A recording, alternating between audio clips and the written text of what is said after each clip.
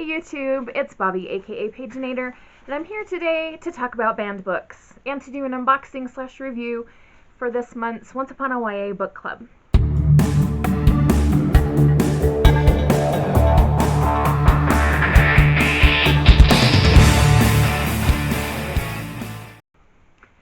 Now, this week starts ALA Banned Book Week, and we're celebrating the freedom to choose the books that we read. Of course, I have to add a little caveat here, which I always give to my students because I do teach middle schoolers and they range in age from 12 to 14. And I always let them know that until they reach the age of 18, their parents get to have some kind of say-so in what they read as well. But with that thought in mind, let's talk a little bit about the freedom to choose our own books. I remember as a child being told that it was a good thing to read, and I was never told no, I couldn't read a certain book. I did get a couple of warnings from my parents to not read like the ripped bodice romance novels, and I was fine with that because it didn't interest me when I was younger. But you know, after I hit about age 15 or so, they stopped even caring what I was reading, let alone worrying about what I was reading. And so I was lucky in a way that my parents let me choose what I wanted to read because I knew what they expected of me as far as choices and that kind of thing, and we were good.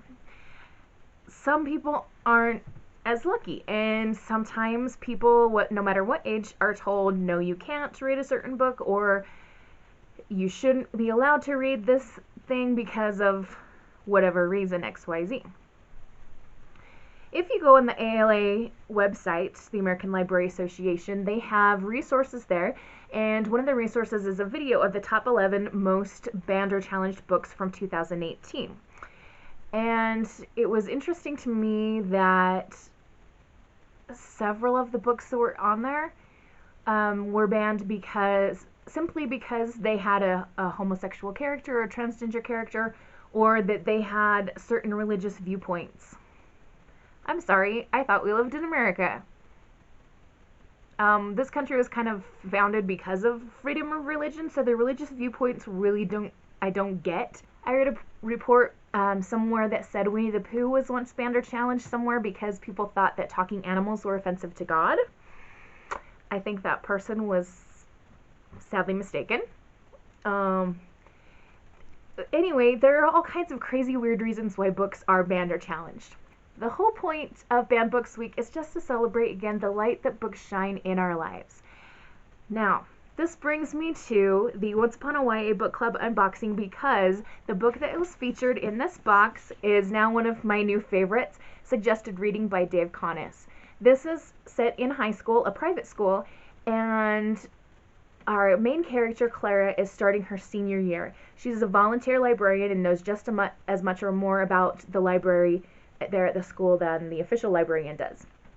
She also has worked in her community on setting up tiny little libraries, or as we know in our real world, our little free libraries, and has a book organization that she started, a non-for-profit thing. So she's really involved in the book world, and she's also one of those readers that just lets herself be wrecked by a book, which is awesome. One of the first few chapters, actually the first several chapters are dedicated to her devouring this new book that she's received and like charting her experience through the pages and how she's just emotionally ripped to shreds while she's reading this book. And so I immediately identified with her, of course, having been through that experience multiple times with many books. And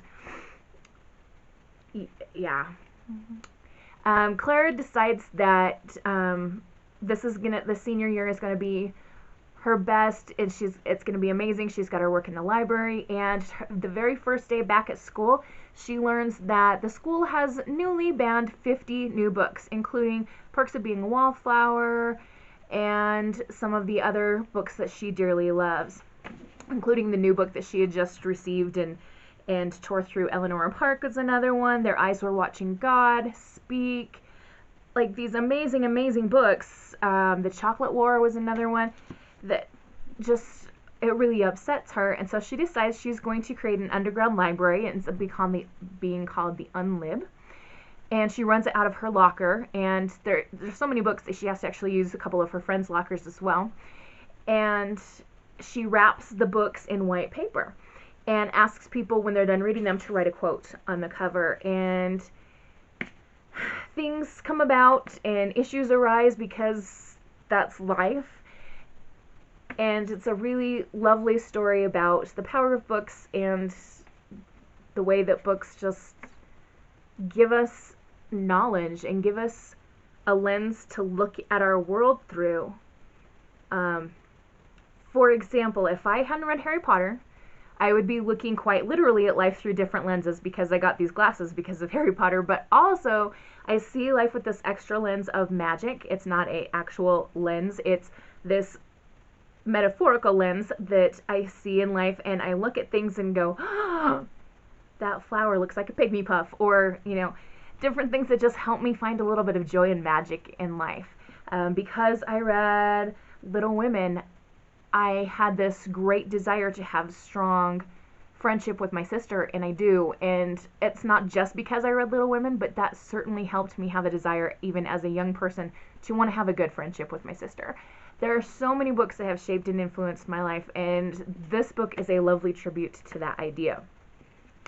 I also decided that I'm going to let my students read this book, and we're going to start our own quote page. And I'm not going to wrap this in white paper because, I mean, this cover is cool and I don't want to cover that up.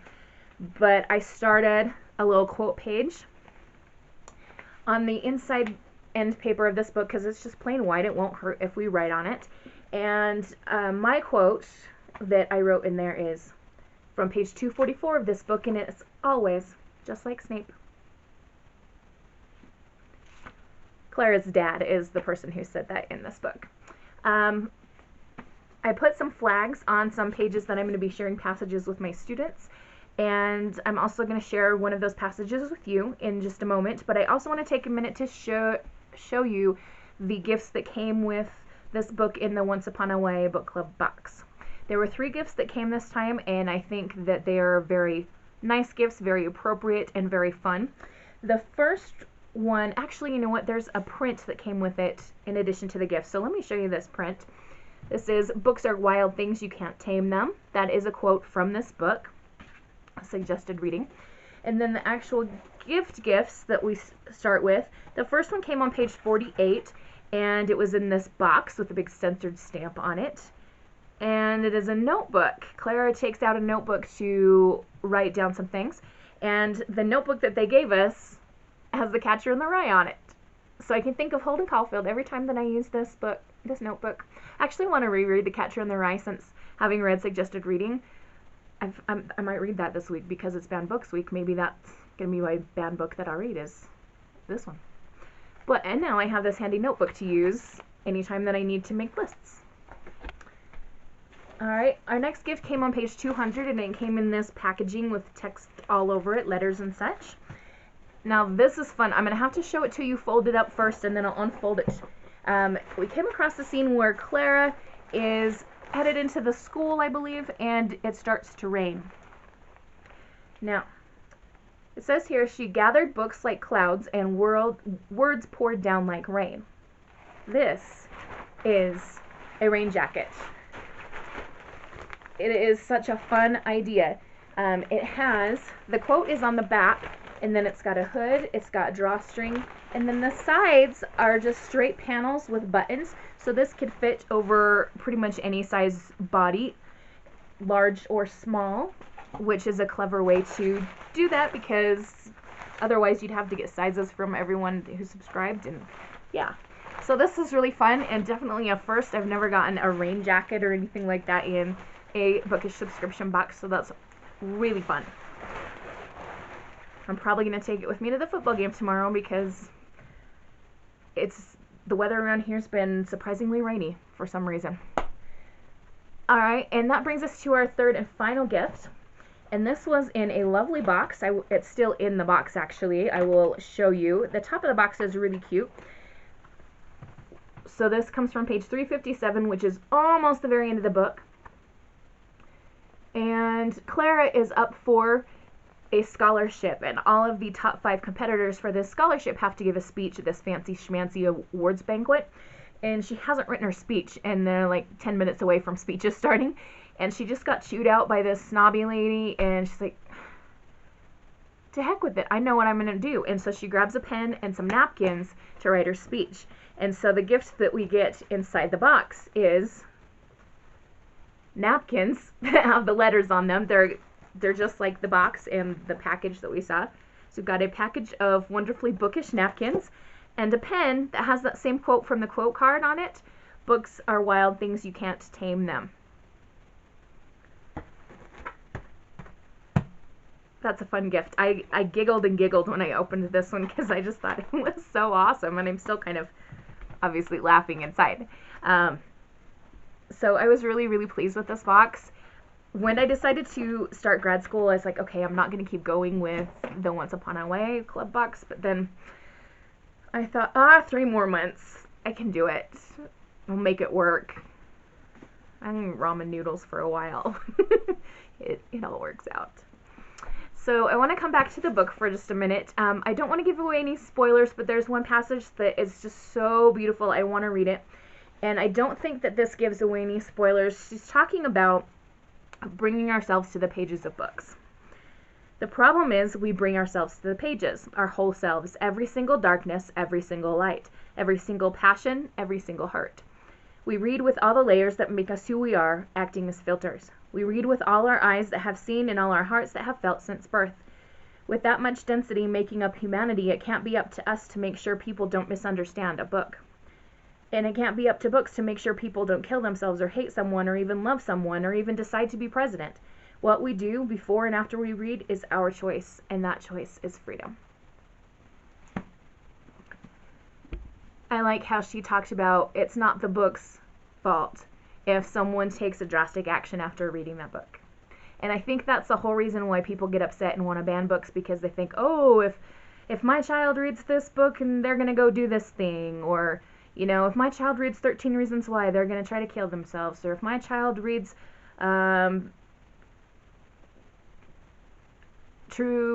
absolutely true Diary of a Part-Time Indian, they're going to start cussing up a storm. It's not. You can read a book about something and not choose that behavior. And in fact, one of the best attitudes about this kind of situation came from a middle school librarian I used to work with, and she said, I would much rather my daughter learn about these things from a fictional book written by an author who's conscientiously trying to write about this for teenagers than for them to hear about, she was specifically talking about sexual issues, but for them to hear about this out in the world somewhere in some awful way. And I think that's kind of the point. What we're trying to celebrate here is that books shine a light on hard things that happen, and they shine a light on some things that maybe not everyone agrees with that should happen in the world, and they shine a light on things that definitely shouldn't happen, things like abuse and things like bigotry and all of that. And I think that the point of Banned Books Week is that when you choose what books you read, you're not making a choice to behave the way that character does. You're choosing what stories you're going to bring into your heart. And that's it. I learned things from Eleanor and Park. And I learned things from The Catcher in the Rye, and I learned things from The Wizard of Oz, which has been banned in some places, and I have learned things from all kinds of books that some people have thought were dirty or unsafe for people to read, and I feel like I'm still a good person. So, on that note, I think it's time for me to wrap this up. It's getting close to my bedtime. So, I'm going to wish you all a wonderful Banned Books Week. Do yourself a favor and reach beyond your normal, whether it's a book that has been banned or challenged somewhere, or whether it's just something that you haven't tried. A new genre, a new author, something different. Reach out and read a book and embrace the light that it brings to you. Happy reading. Adios.